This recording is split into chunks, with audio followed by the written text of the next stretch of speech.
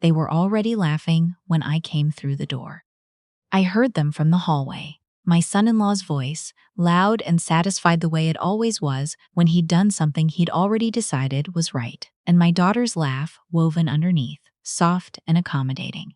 I stepped inside, still holding my grocery bags, and it took me a moment to understand what I was looking at. Edmund's chair was gone. Not moved, not pushed to another corner or tucked against the wall. Gone. In its place sat a large gray sectional sofa, still tagged from the store, filling 2/3 of my living room floor like something that had always intended to be there. My daughter came forward, arms open. "You're going to love it, Mom. Doesn't it open up the whole space?" I set the grocery bags down carefully. "Where is Edmund's chair?" My son-in-law shrugged from the new couch, one arm already stretched across its back. "We donated it. That thing was 30 years old. It was taking up the whole room." He glanced at my daughter. "Tell her it looks better." "It does look better, Mom." I stood there and looked at the empty corner where Edmund used to sit every evening, where he read his mysteries, where he fell asleep sometimes, still holding his book, and I'd pull the bookmark out from between his fingers before I turned off the lamp. That chair had held him the way certain things hold a person's shape long after they're gone. And they had put it on a truck without asking me. I didn't say anything. I carried my grocery bags to the kitchen. That night, I lay in my room and told myself it was just a chair. But I had been telling myself things like that for nearly a year. Edmund died 2.5 years ago. Heart attack, a Tuesday morning in March, quick enough that the doctors said he wouldn't have felt it coming. We had been married 38 years. We bought this condominium together in 1999. 7th floor, Riverview. A building that was new enough then that the elevator still smelled like fresh paint. We paid it off together 11 years later, the two of us at the kitchen table with papers and a bottle of wine we couldn't quite afford. He raised his glass and said, "Ours, Lenore, just ours," and I raised mine. After he died, the apartment felt like a room someone had just stepped out of. Not empty, still full of everything. But wrong, the way a space goes wrong when the person who gave it meaning is no longer in it. My daughter Ramona called the following winter. She and her husband Kurt had moved 3 times in 5 years, each apartment a little bigger, each one she promised they could manage. Then Kurt's company restructured. His position was gone. They were behind on rent and running out of time. "Just until we find our footing," she said. "A few months, Mom. The kids need somewhere stable." I said yes. I said yes because she was my only child. Because the apartment had been quiet in a way that was starting to feel permanent, the kind of quiet that settles into walls. Because I thought foolishly that people in the rooms would make it feel like home again. They moved in on a Saturday in October. Ramona, Kurt, their daughter Zoe, who was 15, and their son Tyler, who was 13. 4 carloads of things, more than I expected. By evening, my second bedroom had been split by a curtain hung on a tension rod. The first weeks were good. We ate dinner together most nights. Ramona helped me cook, or I helped her, and it felt for a moment like something I had almost forgotten, the particular warmth of a house with people moving through it. Kurt grilled on the balcony on a Saturday, and Tyler set the table without being asked. And Zoe told me about her school with the careful politeness of a teenager, making an impression. I told myself it was going to be fine. Comfort source. Edmund used to say that, usually about leftovers. I have thought about it differently lately. It started with small things. My kitchen was reorganized one afternoon while I was out walking. I came home to find my good dishes pushed to the top shelf, replaced on the middle shelf with plastic containers and boxes of crackers and cereal. "It just made more sense," Ramona told me. "The kids are always grabbing things." I nodded and didn't argue. My reading corner was next. I had a small table by the living room window where I kept my current book and a lamp and a coaster for my coffee. One morning, the table had been moved to the hallway, its place taken by a Bluetooth speaker and a tangle of charging cables. When I mentioned it, my son-in-law said, "You have your room, don't you? You can read in there." He wasn't wrong, technically, but my room had begun to feel less like a bedroom and more like the only square footage in the apartment that still recognized me. Ramona started storing things in my closet, a box of winter coats first. Then 2 more, holiday decorations, she said. That took up the entire bottom third. She knocked before bringing them in, at least in the beginning. Then one afternoon, I returned from a walk to find 3 additional boxes already stacked inside, as though my permission had stopped being a necessary step. Just temporary, she said. Everything was just temporary. Everything was just for now, just for a while, just until. I stopped cooking full dinners after November. I had made a pot roast one Sunday. Edmund's recipe, the one with rosemary and carrots and a bay leaf, the one that had always meant Sunday in this apartment. When everyone came to the table, my son-in-law looked at the pot and said pleasantly, without a trace of intention, "Oh, we're doing this tonight? I already ordered wings." My daughter smiled at me with her chin tucked. "It smells amazing, Mom. We'll have both." The wings came.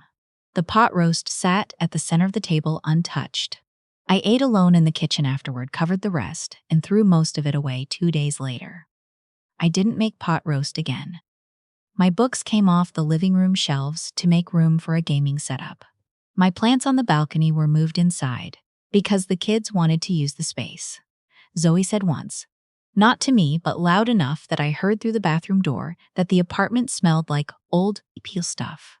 Tyler took my car one Friday without asking and brought it back Sunday evening with the gas gauge flat on empty.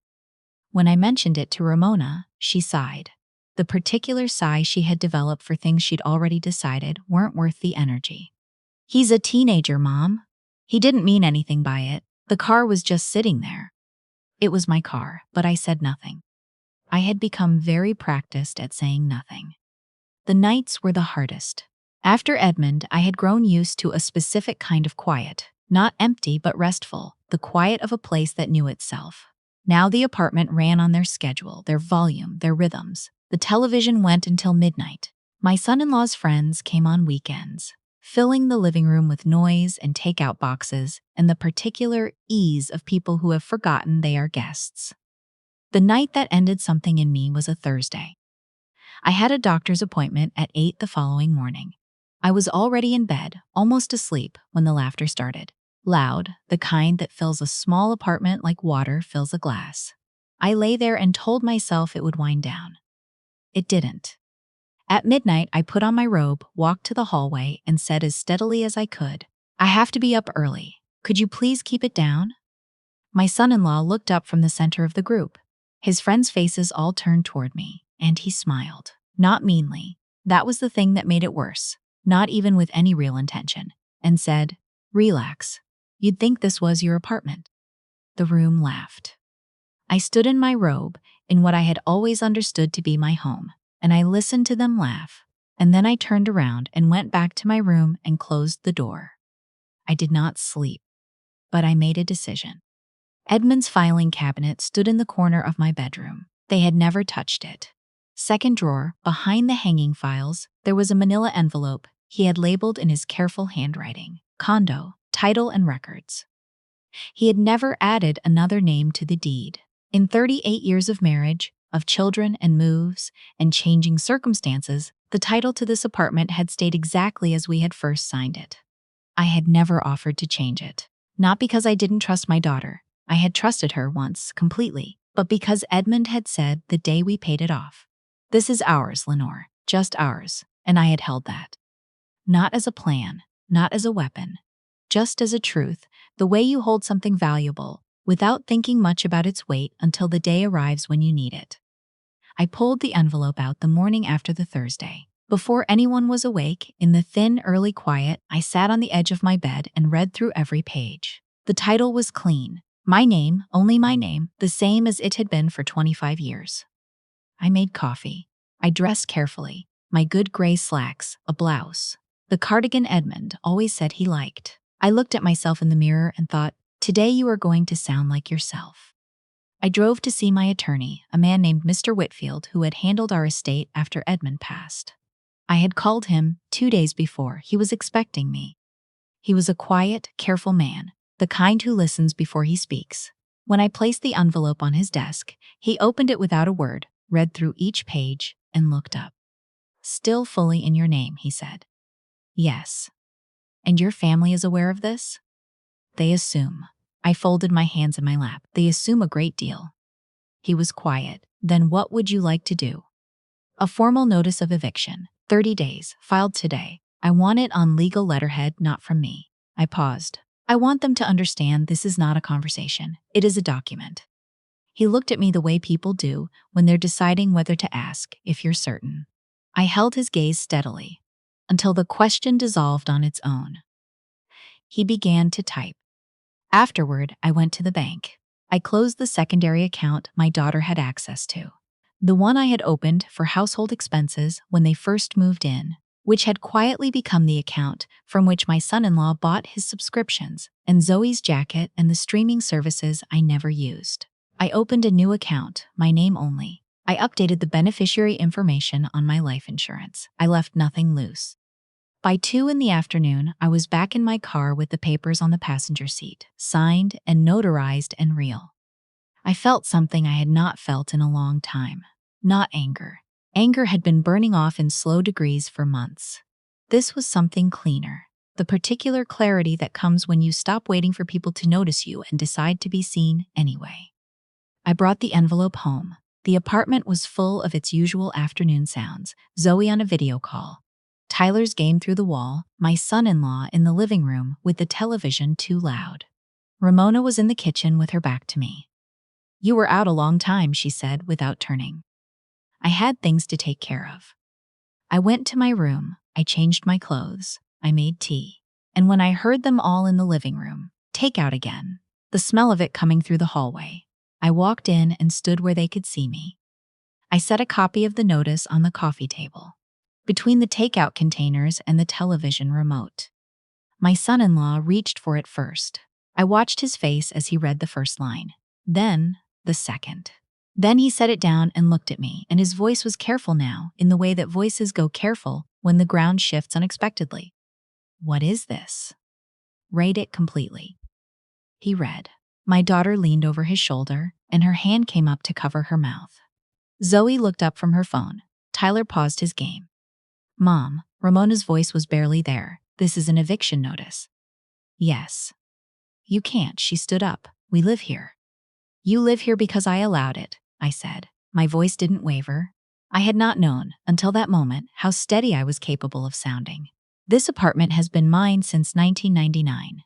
My name is on every document, every deed, every record filed with this county. I invited you in because you needed help and because I loved you. And over the past year, you have rearranged my home without asking, taken my things, left me out of meals and conversations and basic consideration, and laughed. In front of other people, at the idea that I might have any authority here. I looked at my son-in-law steadily. You said I'd think it was my apartment. You were right. It is. No one spoke. 30 days, I said. You'll receive copies from my attorney by end of week. I'd suggest you begin making arrangements. My son-in-law stood up. His voice was flat now, the particular flatness that comes before argument. You're evicting your own grandchildren over a couch? I'm not punishing anyone, I told him. I'm correcting a misunderstanding. You forgot whose name is on these walls. This is a reminder. I turned and walked to my room. Behind me, the voices rose. Ramona's sharp and hurt and getting sharper. My son-in-law's tight and low. I closed my door and stood in the center of my bedroom and breathed. I looked at Edmund's photograph on the nightstand. The one from our 25th anniversary. The two of us, laughing at something neither of us could remember later. I know, I said quietly, I know. The 30 days were not peaceful. They were not supposed to be. Ramona knocked the second morning, her eyes red, asking if I truly meant it. I told her I did. She asked where they would go. I told her I trusted she would find something, the same way she had found the time to reorganize my kitchen without consulting me. My son-in-law tried once, on the 4th day. He was measured, reasonable, the voice of a man, explaining a mistake to someone who had made it. Families go through hard stretches, he said. I was being inflexible. Did I really want to do this to Zoe and Tyler? Did I understand what I was asking? I said. They are not small children, and this was never their home. He left. After that, no one tried again. What replaced the conversations was motion. Boxes appearing in the hallway, bags by the door, the curtain down from the divided room. Tyler's game console packed into its original box. My son-in-law on the phone in the kitchen, his voice low even when it carried. I went about my days. I walked in the mornings, long walks I had stopped letting myself take since they moved in. Past the bookshop on Garner Street and down to the river path, where Edmund and I used to go on Saturdays. I made myself full breakfasts again. I called my friend from the book club, the one I had let drift over the past year. I made tea in the afternoons the way I liked it, too strong, for most people, 1 sugar. I sat in the evenings with a book in the living room while the television stayed dark.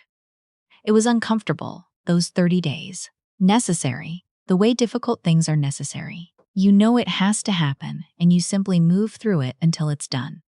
The morning of the 30th day came quietly. I woke before dawn, as I always did. Made coffee. Stood at the kitchen window and watched the river catch the first gray light. The building across the way had one lit window on the 3rd floor, a warm rectangle in the early morning. By 10, they were moving. My son-in-law had arranged a truck. I heard it in the parking garage below, the low rumble, the sound of a lift. He and a man he'd hired went back and forth through the hallway, and I stayed in my room and let them work. Tyler came to the kitchen doorway once. He stood there with his headphones around his neck, and his expression complicated in the way that teenagers look when they are feeling more than they want to show. "Bye, Grandma," he said. "Goodbye, Tyler." He nodded once and turned back down the hall. Zoe left without a word. My son-in-law I heard in the entryway. The weight of his step, the pause, the door. He did not stop. Ramona was last. She stood in the living room for a moment, looking at the space that had never quite been hers. Then she turned and looked at me, and her expression held something I didn't have a word for. Not anger, not quite sorrow, something tired and true. "I didn't mean for it to go this way," she said. "I know," I told her. She picked up her last bag and walked out. The door closed. The apartment was quiet. Then very slowly it seemed to exhale. Or perhaps I did. It was difficult to tell the difference. I opened the windows first, all of them. The November air came through clean and cold, carrying the faint smell of the river, and I stood in the center of the living room and breathed until my lungs felt like mine again. I went through each room slowly. The bedroom the children had used. Bare now, one pale rectangle on the wall where a poster had been taped. The kitchen. I spent an hour putting everything back where I knew it belonged. My good dishes returned to the middle shelf where I could reach them without a step stool. The living room was last. The sectional was still there. Too large for the truck, a problem for later. But the corner by the window was empty, just clean floor. I went out that afternoon to the furniture shop on Harmon Avenue, the one I had passed for years without going inside. I bought a reading chair, a good one, with wide arms and a cushion the color of sage. They delivered it the next morning. I put it in the corner by the window, the same corner. That evening I made pot roast. Edmund's recipes, rosemary, carrots, a bay leaf, everything slow cooked until the apartment filled with the smell of it. I set one place at the table. I lit a candle. I sat down and ate slowly, without any hurry, and it tasted the way it was supposed to taste. Afterward, I carried my tea to the new chair and sat and looked at the room. The river was dark outside the window, scattered with light from the bridge. Edmund's photograph was on the side table beside me. The anniversary one, the tilted laugh, the glass raised. I had spent the better part of 2 years making myself smaller, quieter, moving to the edges of my own life to make room for people who never once asked me to. I told myself that was love, that patience was its own kind of strength. But patience without any limit is not strength, it is permission. And I had given far too much of it for far too long. The anger was gone. It had burned off gradually over those 30 days, the way fog lifts without your noticing, until suddenly the morning is clear. What was left was simpler, steadier. This was my home. The deed said so. Edmund's handwriting on that envelope said so. The memory of us at this same table with a bottle of wine we couldn't quite afford said so. And now, finally, it felt like it too. The particular way a place feels when it knows exactly who lives there. I touched the arm of the new chair, solid wood, warm from the lamp. Outside, the river moved. The bridge lights lay across the dark water in long, broken lines. Somewhere below, the city made its ordinary sounds. Not intrusive, just present, just alive. I had claimed nothing dramatic. No courtroom scene, no final confrontation, no speech that anyone would remember. Just ink on a document and the willingness to mean it. Just the understanding that respect is not something you wait to be offered. You name what is yours, you hold it, and if it comes to it, if it truly comes to it, you remind people clearly and without apology where the line is. I finished my tea and turned off the lamp and went to bed in the quiet of my own apartment, and I slept the way I hadn't slept in longer than I could name.